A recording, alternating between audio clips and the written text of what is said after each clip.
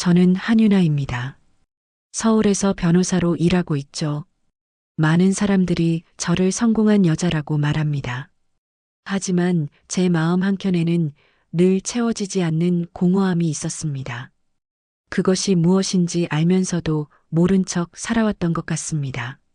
10년 전 그날 아버지와 마지막 다툼이 있었던 날이 떠오릅니다. 제가 서울로 떠나겠다고 했을 때 아버지는 한마디로 잘라 말씀하셨죠.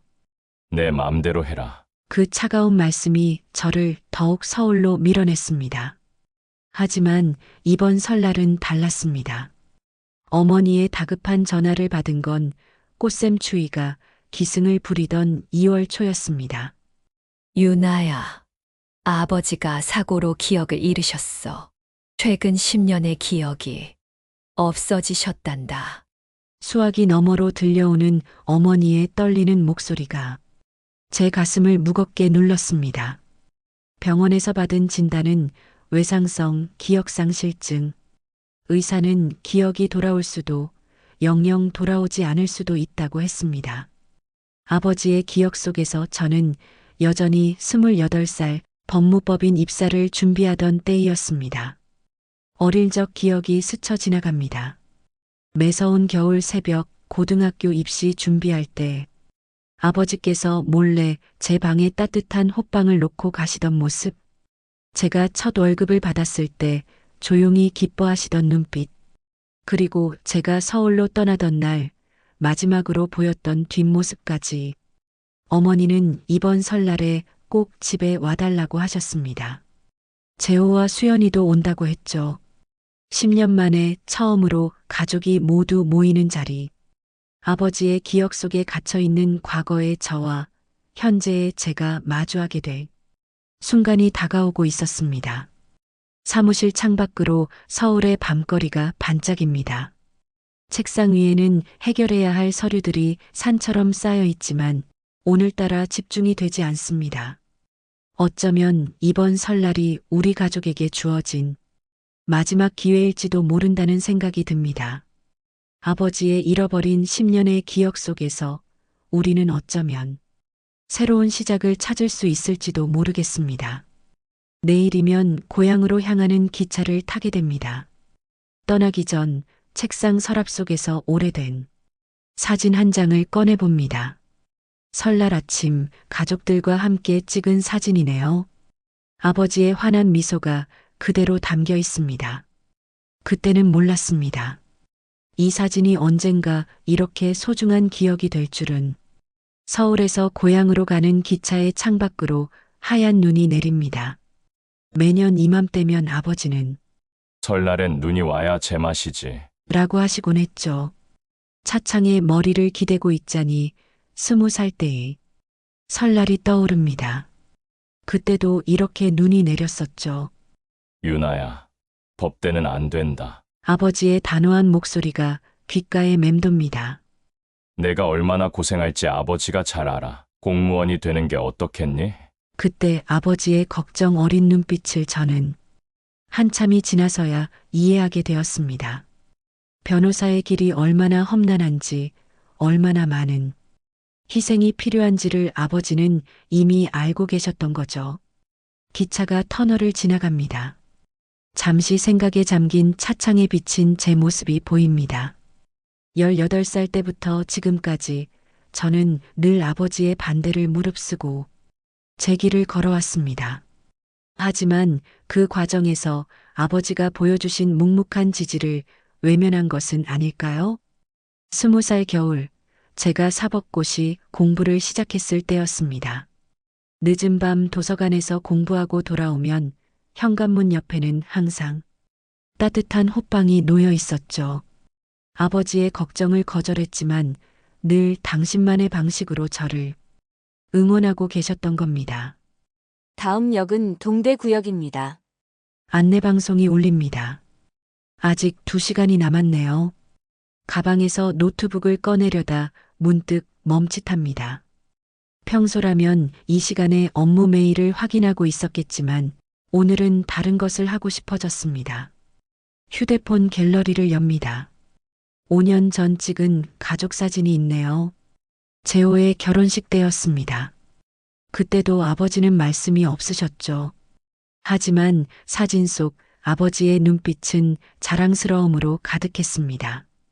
제가 승진했다는 소식을 전했을 때도 아버지는 그래, 라는 한마디로 대화를 끝내셨지만 어머니 말씀으로는 친구분들께 자랑을 많이 하셨다고 합니다.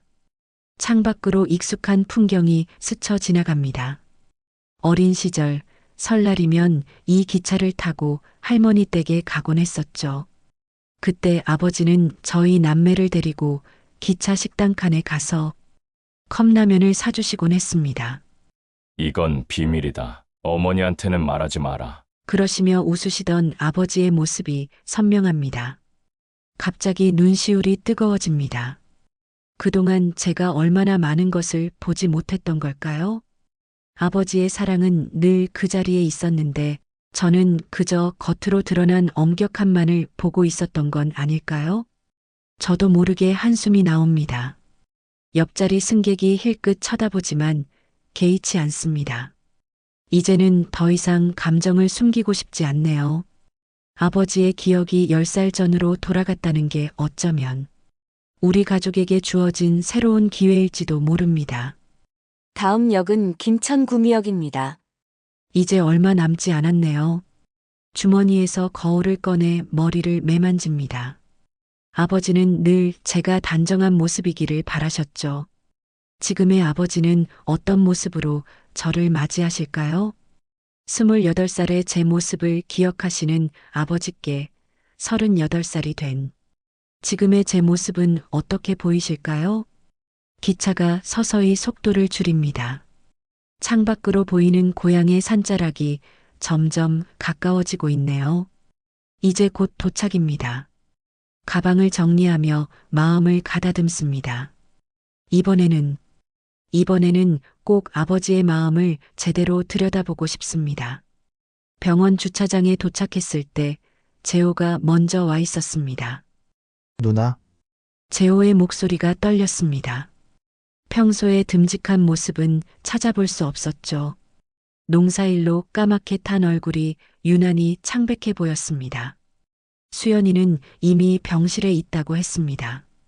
엘리베이터를 타고 올라가는 동안 재호가 상황을 설명해 주었습니다.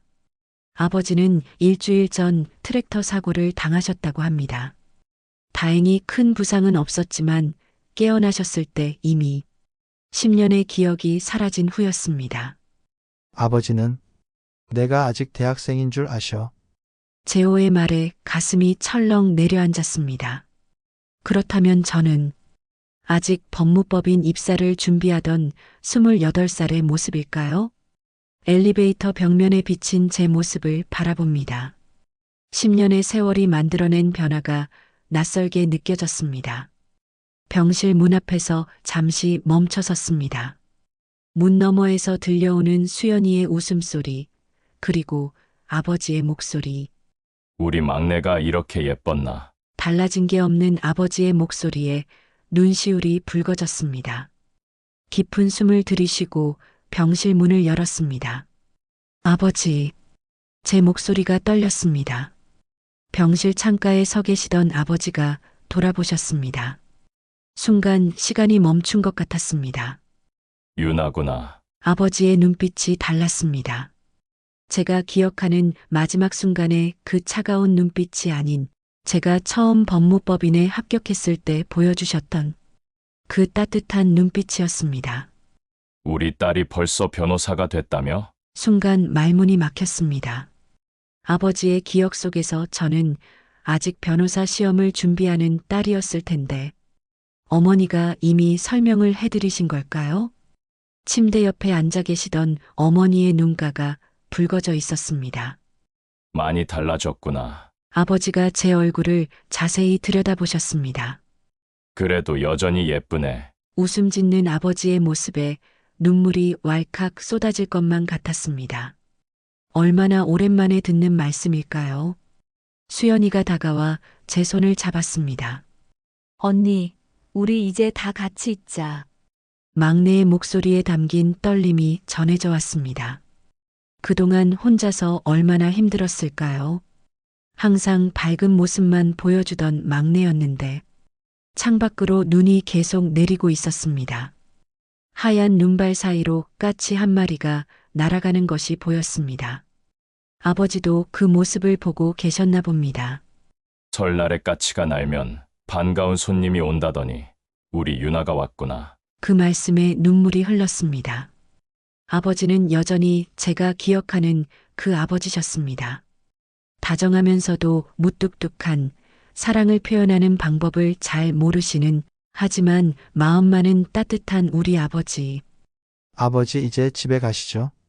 재호가 말했습니다. 어머니가 맛있는 거 많이 준비하고 계세요. 아버지는 잠시 망설이시다가 고개를 끄덕이셨습니다.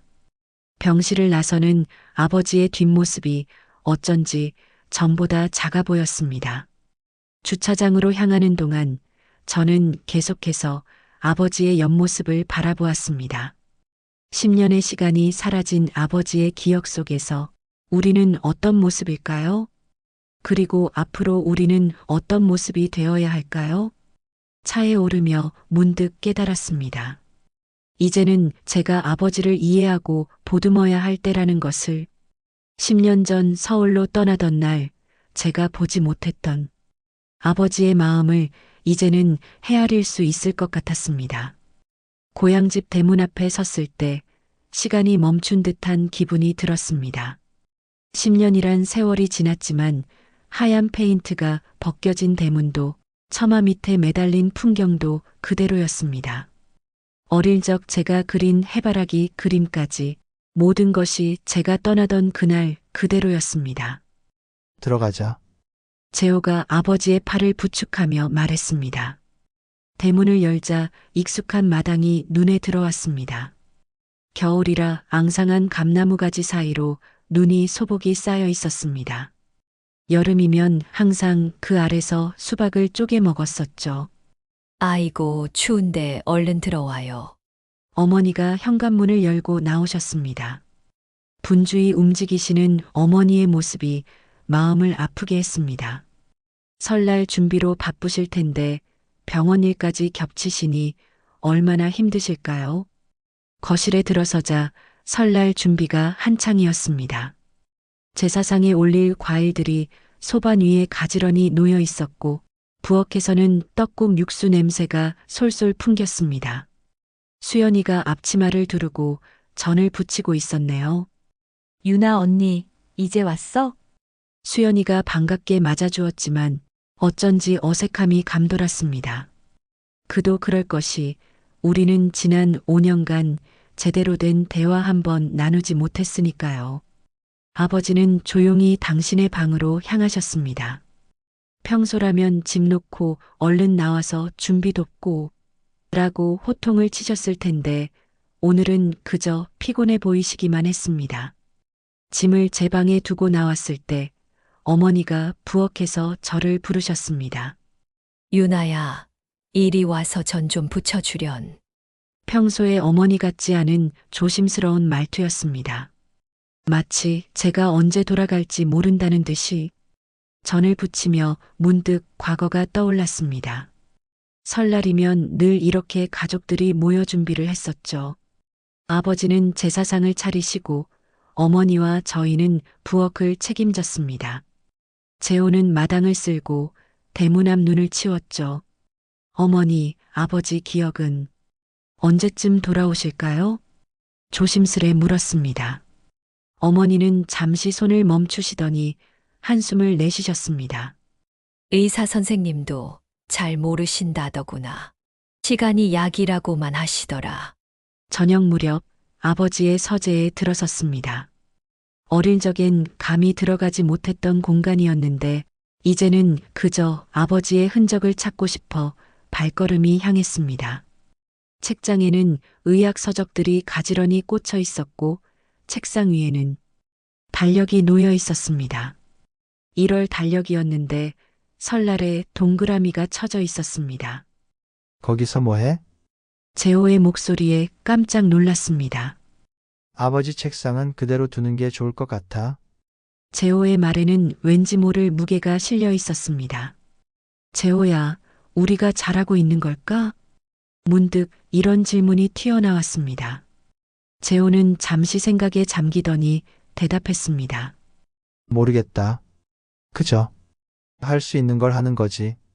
저녁 식사 시간, 우리는 모두 식탁에 둘러앉았습니다. 아버지는 평소처럼 상석에 앉으셨지만 뭔가 어색해 보이셨습니다.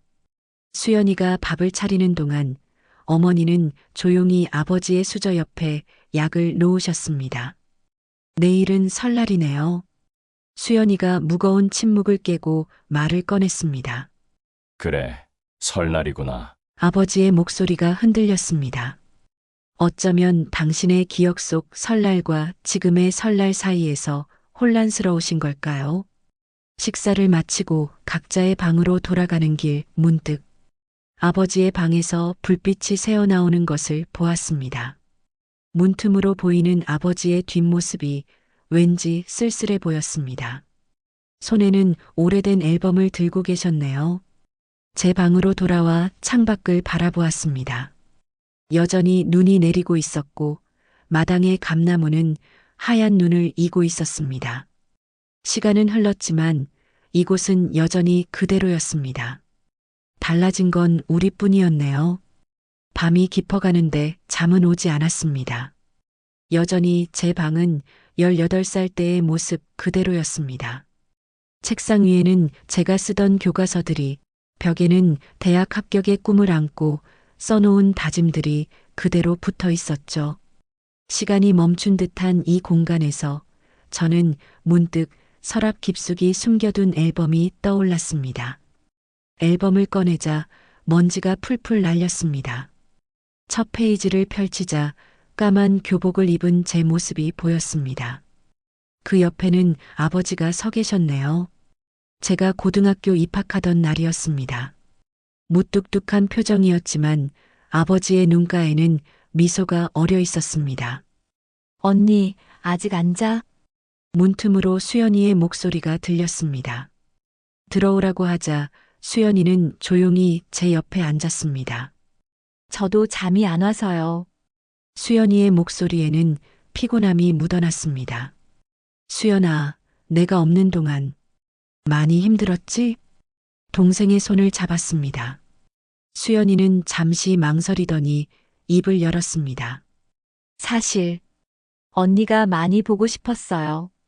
아버지께서 언니 얘기만 나와도 화를 내셔서 연락도 못 드리고. 그 말에 가슴이 아려왔습니다. 아버지는 내가 떠난 후에 어떠셨어? 수연이는 깊은 한숨을 내쉬었습니다. 겉으로는 괜찮은 척 하셨지만 가끔 밤에 언니 방 앞에서 서성이시는 걸 봤어요. 특히 언니가 승진했다는 소식을 들으셨을 때. 그때 아버지가 뭐라고 하셨는데? 제 목소리가 떨렸습니다. 그날 밤 아버지께서 혼자 막걸리를 드시더니 우리 유나가 정말 해냈구나 하시면서 우시더라고요. 수연이의 말에 눈시울이 뜨거워졌습니다. 앨범을 넘기다 한 장의 사진이 떨어졌습니다. 제가 첫 월급을 받아 가족들과 식사하던 날의 사진이었습니다.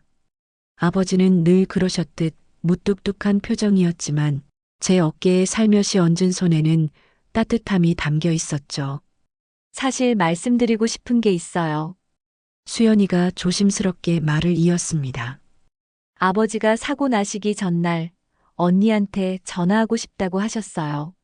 설날에는 꼭 오라고 보고 싶다고. 목이 메어 말을 잇지 못하는 수연이를 바라보며 저도 모르게 눈물이 흘렀습니다. 그리고 이거 수연이가 가방에서 봉투 하나를 꺼냈습니다. 아버지의 글씨체가 선명했습니다. 유나에게 받아든 봉투가 무거웠습니다. 이건 아버지가 매년 언니 생일마다 쓰신 편지예요. 보내지는 못하시고 서랍에 차곡차곡 모아두셨더라고요. 떨리는 손으로 편지를 펼쳤습니다. 사랑하는 유나에게. 단정한 글씨체 아래로 아버지의 마음이 한 줄 한 줄 이어졌습니다. 법무법인 합격 소식에 얼마나 기뻐하셨는지 승진 소식에 얼마나 자랑스러워 하셨는지, 그리고 무엇보다 얼마나 보고 싶어 하셨는지. 아버지는 늘 언니 자랑을 하셨어요. 막내인 제가 질투날 정도로요. 수연이가 씁쓸하게 웃었습니다. 특히 언니가 어려운 사건을 성공적으로 해결했다는 뉴스를 보시면 일부러 동네 어르신들 모이는 곳에 가셔서 자랑하시곤 했어요. 창밖으로 여전히 눈이 내리고 있었습니다. 까만 밤하늘을 수놓는 하얀 눈발 사이로 제가 보지 못했던 아버지의 마음이 보이는 것 같았습니다. 차갑다고만 생각했던 그 마음 속에 이토록 따뜻한 사랑이 숨어 있었다니. 수연아, 고마워. 동생을 꼭 안아주었습니다. 수연이도 저를 마주 안으며 울음을 터뜨렸습니다. 우리는 그렇게 한동안 서로를 아는 채 지나간 시간들을 위로했습니다. 내일이면 맞이할 설날, 우리는 어떤 모습으로 아버지를 마주하게 될까요? 설날 아침, 동이 트기도 전에 일어났습니다. 어머니는 이미 부엌에서 차례 음식을 준비하고 계셨고, 수연이도 분주히 움직이고 있었습니다.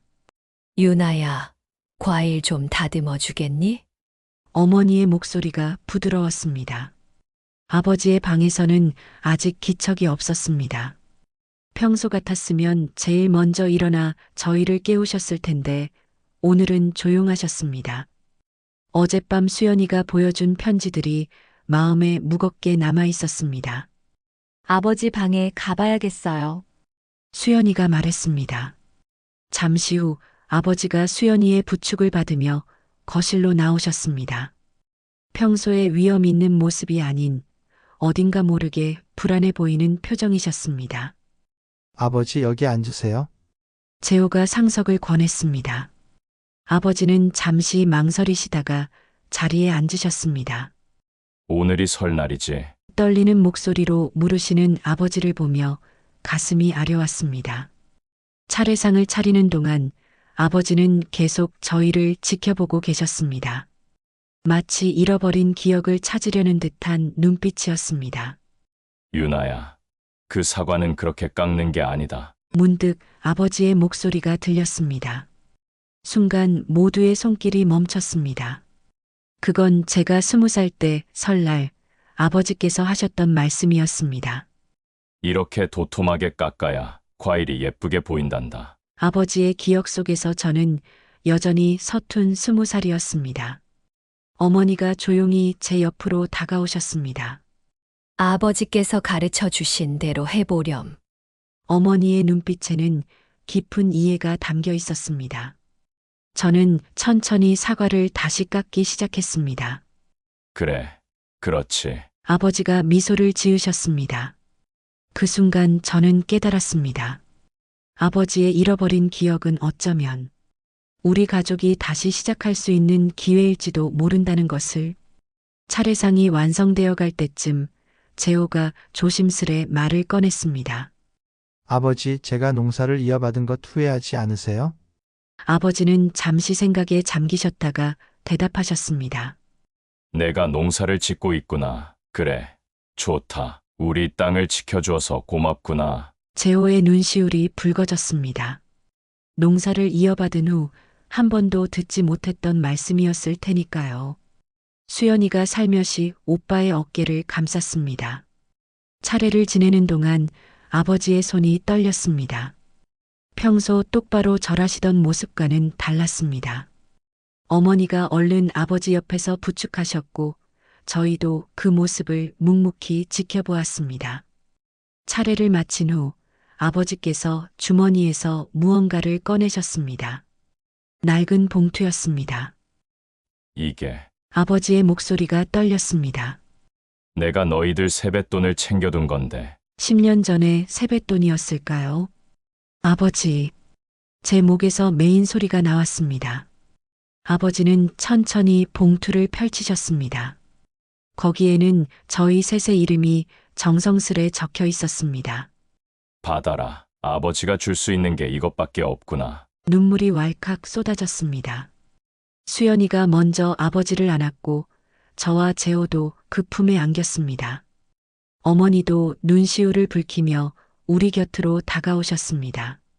그렇게 우리는 오랜만에 가족이라는 이름으로 하나가 되었습니다.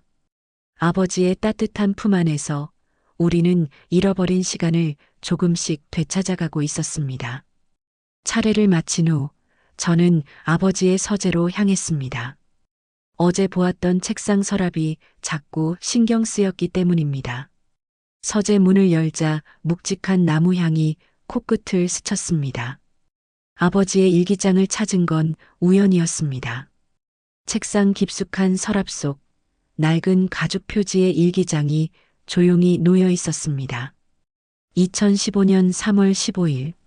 오늘 유나가 법무법인에 합격했다는 소식을 들었다. 내 반대를 무릅쓰고 법대에 간 것이 엊그제 같은데 역시 우리 딸이다. 자랑스럽구나. 하지만 차마 이 말을 직접 하지 못하고 또 퉁명스럽게 대해버렸다.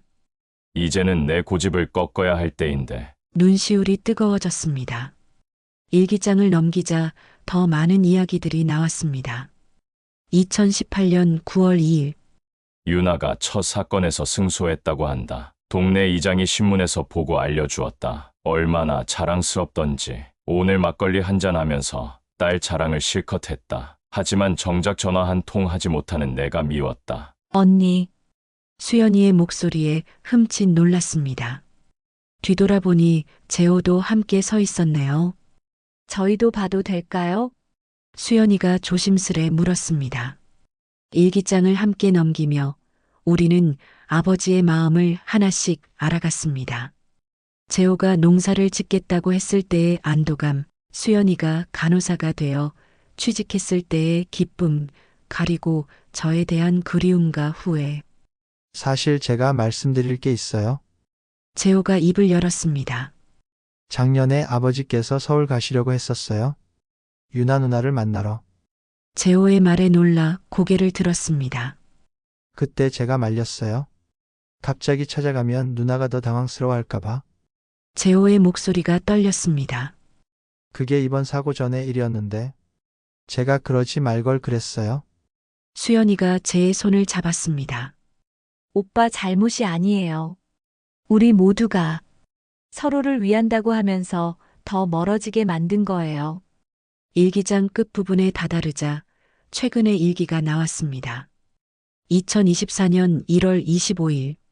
이번 설에는 꼭 유나를 만나야겠다. 더 이상 미루고 싶지 않다. 내 딸아이가 얼마나 훌륭한 사람이 되었는지, 이 아비가 얼마나 자랑스러워하는지 말하고 싶구나. 내일 농협 가서 세뱃돈도 준비해야지. 그리고 그 다음 날 사고가 났던 겁니다. 아버지의 마지막 일기를 읽는 순간 재호가 갑자기 일어났습니다. 아버지를 모시고 올게요. 잠시 후 재호가 아버지를 부축해 서재로 들어왔습니다. 여기가 내 서재구나. 아버지께서 주변을 둘러보셨습니다. 책장을 보시다가 문득 일기장에 시선이 멈추셨습니다. 이건 아버지의 손이 일기장을 향해 뻗어졌습니다. 조심스레 건네드리자 아버지는 천천히 페이지를 넘기셨습니다. 그래, 이건 분명 내 글씨체다. 아버지, 제가 조심스레 불렀습니다. 저희가 많이 보고 싶으셨다고요? 아버지의 눈시울이 붉어졌습니다. 그랬나 보구나. 내가 참 어리석었지. 그때였습니다. 아버지, 제가 커피 끓여올게요. 수연이의 말에 아버지가 놀란 듯 고개를 드셨습니다. 맞다. 너희 셋이서 내 서재에서 커피 마시던 게 생각나는구나. 우리 모두 숨을 멈췄습니다. 그건 5년 전의 기억이었습니다. 아버지의 기억이 조금씩 돌아오고 있는 걸까요? 설령 그렇지 않더라도 지금 이 순간 우리는 새로운 추억을 만들어가고 있었습니다. 서재에서 나온 후 수연이가 다락방으로 우리를 이끌었습니다. 옛날 비디오 테이프가 있는데 한번 보시겠어요? 먼지 쌓인 VCR을 꺼내는 수연이의 손길이 조심스러웠습니다. 화면이 켜지자 노이즈와 함께 흐릿한 영상이 나타났습니다. 제 20살 생일 파티였습니다. 떡 케이크 앞에서 활짝 웃고 있는 제 모습이 보였네요. 유나야, 소원 빌고 초 불어라. 아버지의 목소리였습니다. 아버지 이거 기억나세요? 재호가 조심스레 물었습니다. 아버지는 화면을 뚫어지게 보시다가 천천히 고개를 끄덕이셨습니다. 그래, 그때 유나가 로스쿨 가겠다고 했었지. 영상은 계속 이어졌습니다. 제가 초를 불고 난 후 아버지가 조용히 제 곁으로 다가오시는 장면이 나왔습니다. 내가 하고 싶은 대로 해라. 아버지가 믿는다. 그동안 제가 잊고 있었던 말씀이었습니다. 그때 정말 기뻤어요. 제 목소리가 떨렸습니다. 아버지가 처음으로 제 결정을 인정해 주신 것 같아서 아버지의 눈가가 붉어졌습니다. 그랬구나. 내가 그렇게 말했었구나. 다음 영상은 제가 법무법인 합격했을 때였습니다. 아버지는 여전히 무뚝뚝한 표정이셨지만 동네 어르신들께 연신 절을 하시며 자랑하시던 모습이 선명했습니다. 우리 유나가 해냈습니다. 제가 말했잖습니까? 우리 딸 꼭 될 거라고. 아버지, 눈물이 흘렀습니다. 그동안 제가 얼마나 많은 것을 보지 못했던 걸까요? 차갑다고만 생각했던 그 뒤에 숨겨진 따뜻한 사랑을. 영상은 계속 이어졌습니다. 수연이의 간호사 합격 소식에 기뻐하시던 모습, 재호가 첫 수학을 했을 때 몰래 눈물 훔치시던 장면, 우리가 미처 보지 못했던 아버지의 모든 순간들이 그곳에 있었습니다. 이것 좀 보세요. 수연이가 또 다른 테이프를 넣었습니다. 제가 서울로 떠나던 날이었습니다. 제가 떠난 후 아버지가 혼자 마당에 서서 한참을 하늘을 보시던 모습이 나왔습니다. 잘 될 거야. 우리 딸은 꼭 해낼 거야. 방안이 조용해졌습니다. 아버지는 화면을 물끄러미 보시다가 갑자기 일어나셨습니다. 불안한 걸음으로 방을 나가시더니 잠시 후 무언가를 들고 돌아오셨습니다. 낡은 앨범이었습니다. 이건 내가 너희들 어릴 때부터 모아둔 거다. 앨범을 펼치자 저희의 성장 과정이 고스란히 담긴 사진들이 나왔습니다.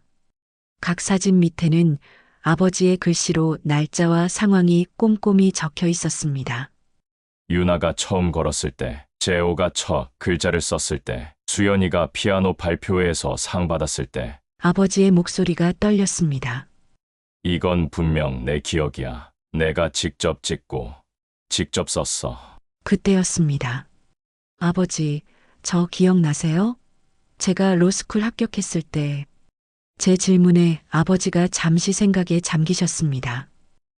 그래, 그날 밤 동네 한 바퀴를 돌았었지. 너무 기뻐서 잠이 오지 않았어. 우리 모두 숨을 멈췄습니다. 그건 7년 전의 일이었습니다. 잃어버렸다던 10년의 기억이 조금씩 돌아오고 있는 걸까요? 어머니가 놀란 표정으로 아버지를 바라보셨습니다. 기억이 조금씩 돌아오는 것 같아요.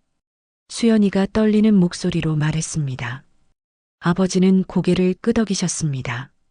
그날 밤 우리는 오랫동안 비디오와 앨범을 보며 추억을 나눴습니다. 웃고 울고 그리고 다시 웃었습니다. 잃어버린 줄 알았던 시간들이 이렇게 우리 곁에 있었다는 게 신기했습니다. 설날 저녁 어머니께서 특별히 잡채와 갈비를 준비하셨습니다. 아버지가 가장 좋아하시는 음식이었죠. 옛날에도 항상 이렇게 차려주셨죠? 제가 물었습니다. 어머니가 살며시 미소를 지으셨습니다. 그래, 너희 아버지 입맛은 변함이 없어. 저녁 식사 자리에서 우리는 처음으로 진솔한 이야기를 나누기 시작했습니다. 아버지는 여전히 일부 기억이 흐릿하셨지만 과거의 순간들이 조금씩 돌아오고 계셨습니다. 유나야, 아버지께서 제 이름을 부르셨습니다. 내가 서울로 떠나던 날, 사실 따라가고 싶었다. 아버지의 목소리가 떨렸습니다. 하지만 그러지 못했어. 내 고집 때문에. 너무 미안하구나. 제 눈에서 눈물이 흘렀습니다. 아버지, 제가 더 죄송해요. 한 번도 아버지 마음을 이해하려 하지 않았어요. 그저 제 길만 고집했죠. 재호가 조심스레 말을 이었습니다.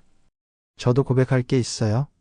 사실 농사를 짓겠다고 했을 때 아버지가 반대하실까봐 무서웠어요. 의사가 되길 바라셨잖아요. 아버지는 잠시 생각에 잠기셨다가 대답하셨습니다. 이제 기억이 나는구나. 내가 처음 농사를 짓겠다고 했을 때 내가 얼마나 안심했었는지, 우리 땅을 지켜줄 사람이 있다는 게 얼마나 기뻤는지. 수연이가 아버지의 손을 잡았습니다. 아버지, 기억나세요? 제가 간호사 시험에 떨어졌을 때 아버지가 밤새 제 방 앞에서 기도하셨다고 어머니가 말씀해 주셨어요. 아버지의 눈시울이 붉어졌습니다.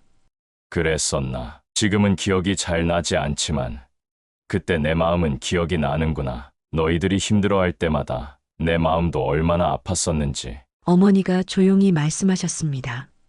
당신이 기억을 잃으셨을 때 전 정말 무서웠어요. 하지만 지금은 오히려 감사해요. 이렇게 우리 가족이 다시 모일 수 있게 되어서. 식탁 위에는 이제 음식보다 이야기가 더 가득했습니다. 그동안 하지 못했던 말들, 숨겨두었던 마음들이 하나둘 꺼내졌습니다. 10년이라는 시간 동안 우리가 놓쳤던 서로의 마음이 이렇게 한자리에서 만나고 있었습니다. 사실 아버지가 입을 여셨습니다. 요즘 기억이 조금씩 돌아오고 있어. 아까 본 비디오 테이프를 보면서, 그리고 너희와 이야기를 나누면서 우리는 숨죽이며 아버지의 말씀을 기다렸습니다. 유나가 첫 사건에서 이겼을 때 내가 얼마나 자랑스러워했는지, 재호가 첫 수확한 쌀을 가져왔을 때 얼마나 감격스러웠는지, 수연이가 첫 월급으로 우리 내일을 사왔을 때 얼마나 가슴이 뭉클했는지. 갑자기 아버지가 일어나셔서 방으로 향하셨습니다. 잠시 후 낡은 상자를 들고 돌아오셨습니다. 이건, 상자를 열자 우리의 옛 물건들이 나왔습니다. 제가 쓴 첫 법정 기록, 재호의 첫 수학살 한 줌, 수연이의 첫 간호사 명찰. 이걸 다 모아두셨던 거예요? 수연이의 목소리가 떨렸습니다. 아버지는 고개를 끄덕이셨습니다. 너희가 포기하지 않고 각자의 길을 걸어준 게 너무나 고맙구나. 그날 밤 우리 가족의 식탁에는 처음으로 진정한 화합이 깃들었습니다. 잃어버린 줄 알았던 시간들이 이렇게 우리를 더 단단하게 만들어주고 있었습니다. 서울로 돌아가는 기차 안, 창밖으로는 여전히 눈이 내리고 있었습니다. 이번에는 혼자가 아닌 것 같았습니다. 가방 안에는 어머니가 싸주신 떡과 아버지의 편지, 그리고 우리 가족의 따뜻했던 시간들이 함께였으니까요. 다음 달에 꼭 와라. 떠나기 전 아버지의 말씀이 귓가에 맴돕니다. 더 이상 차갑지 않은 그저 애틋하고 따뜻한 목소리였습니다. 이제는 매달 한 번씩 꼭 올게요. 제가 약속하자 아버지는 말없이 고개를 끄덕이셨습니다. 휴대폰을 켜자 재호가 보낸 사진이 도착했습니다. 어제 저녁 우리 가족이 함께 찍은 사진이었습니다. 아버지의 눈가에 잔잔한 미소가 어려 있었고 우리 모두의 표정이 밝았습니다. 처음으로 진짜 가족 같은 모습이었습니다. 언니 잘 가요. 수연이가 보낸 메시지도 확인했습니다. 아버지 기억이 조금씩 돌아오고 계세요. 아까는 제가 간호사 되었을 때 일도 기억하셨어요. 메시지를 읽는 내내 미소가 지어졌습니다. 기차가 터널을 지날 때마다 제 모습이 창에 비쳤습니다. 이번에는 달랐습니다. 더 이상 공허하지 않은 눈빛, 단단해진 마음이 보였습니다. 아버지의 기억이 모두 돌아오지 않더라도 우리는 이제 새로운 추억을 만들어갈 수 있을 것 같았습니다. 서랍에서 아버지가 주신 편지를 꺼냈습니다. 떠나기 전 아버지는 이 편지를 조용히 건네주셨습니다. 이건 내가 기억할 수 있을 때 쓴 거란다. 사랑하는 유나에게 아버지가 이 편지를 쓰는 건 혹시 내 기억이 완전히 돌아오지 않을까 봐서야. 하지만 이것만은 꼭 알아주었으면 한다. 아버지는 항상 내가 자랑스러웠다는 걸, 내 선택을 믿었다는 걸, 그리고 무척 사랑한다는 걸. 눈물이 흘렀습니다. 하지만 이번에는 슬픈 눈물이 아니었습니다. 기차는 어느덧 서울로 향하고 있었고 제 마음은 이미 다음 달에 고향집을 그리고 있었습니다. 노트북을 켜자 업무 메일이 수십 통 와 있었습니다. 하지만 이상하게도 더 이상 조급하지 않았습니다. 오히려 더 단단한 마음으로 일할 수 있을 것 같았습니다. 이제는 제가 누군가의 딸이자 누군가의 언니이자 그리고 한 가족의 일원이라는 것을 온전히 느낄 수 있었으니까요. 다음 달 초에는 재호의 모내기가 있다고 합니다. 수연이는 휴가를 내서 돕겠다고 했고 저도 주말에 내려가기로 했습니다. 어머니는 우리가 오면 전부터 해보고 싶었던 가족 사진을 찍자고 하셨습니다. 아버지의 기억이 돌아오지 않더라도 어머니의 말씀이 떠올랐습니다. 우리는 새로운 추억을 만들어가면 되는 거야. 그렇습니다. 우리에게는 이제 새로운 시작이 주어졌으니까요. 서울역에 도착했습니다. 플랫폼에 내리자 차가운 겨울 공기가 얼굴을 스쳤습니다. 하지만 마음은 따뜻했습니다. 이제 저는 압니다. 진정한 가족의 의미를, 그리고 사랑의 방식이 서툴더라도 그것은 여전히 사랑이라는 것을. 택시를 타고 집으로 향하는 길, 문득 웃음이 났습니다. 설날 아침에 먹은 떡국 맛이 아직도 입안에 남아있는 것 같았거든요. 다음 달에는 제가 떡국을 끓여볼까요? 아마도 아버지는 투박하다고 하시겠지만 분명 끝까지 다 드실 거예요. 그게 우리 아버지니까요. 집으로 가는 길에 꽃집에 들렀습니다. 화분 하나를 샀습니다. 이제부터 매일 물을 주고 돌보며 다음에 고향에 갈 때 어머니께 드리려고요. 작은 것부터 시작하는 거겠죠. 우리 가족의 새로운 이야기를. 가족이라는 이름. 때론 무겁고 때론 벅차지만 그 안에 담긴 사랑은 세상에서 가장 따뜻한 선물입니다. 잃어버린 기억 속에서 우리는 오히려 더 소중한 것을 찾았습니다. 여러분의 가족은 안녕하신가요? 오늘 그들에게 전화 한 통 해보는 건 어떨까요? 이 이야기가 마음에 와닿으셨다면 구독과 좋아요 부탁드립니다. 여러분의 작은 관심이 더 많은 분들에게 따뜻한 위로가 될 수 있습니다. 다음 영상에서는 더 감동적인 이야기로 찾아뵙겠습니다. 감사합니다.